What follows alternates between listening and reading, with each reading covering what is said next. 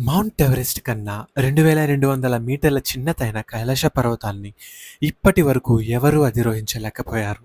అలానే ఈ కైలాస పర్వతం న్యాచురల్‌గా ఏర్పడింది కాదని, దీనిని ఏలియన్స్ నిర్మించారని చెబుతూ ఉంటారు.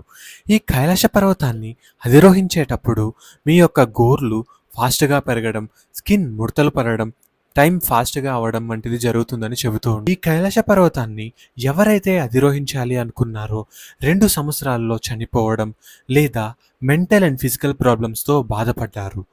అలానే ఈ కైలాస పర్వతం కింద శంబాలా నగరం కూడా ఉందని చెబుతూ ఉంటారు. స్కంద పురాణం ప్రకారం కైలాస పర్వతం స్వర్గానికి దారి చూపిస్తుందని కూడా చెబుతూ ఉంటారు. ఈ కైలాస పర్వతం చూడడానికి అచ్చం గీజా పిరమిడ్‌లా ఉంటుందని చెబుతున్నారు శాస్త్రవేత్తలు. అలానే ఈ కైలాస పర్వతం దగ్గర మ్యాగ్నెటిక్ ఫీల్డ్స్ చాలా అన్‌యూజువల్‌గా ఉన్నాయని నాసా శాస్త్రవేత్తలు కూడా చెబుతున్నారు. ఈ పర్వతం ఈ యూనివర్స్‌కి సెంటర్‌లో ఉంటుందని కూడా చెబుతున్నారు. అలానే స్వస్తిక్ అండ్ ఓం సింబల్స్‌ని సూర్యాస్తమప్పుడు మనం ఈ పర్వతం మీద అబ్జర్వ్ చేయొచ్చంట. ఆ మహాదేవుని ఆకారాన్ని ఒకానొక రోజు నాసా శాస్త్రవేత్తలు శాటిలైట్స్ నుంచి ఒక చిత్రాన్ని విడుదల చేశారు. ఇలాంటి ఎన్నెన్నో ఇంట్రెస్టింగ్ విషయాల్ని తెలుసుకోవాలనుకుంటే నా ఛానల్‌ని లైక్, షేర్, సబ్స్క్రైబ్ చేయండి.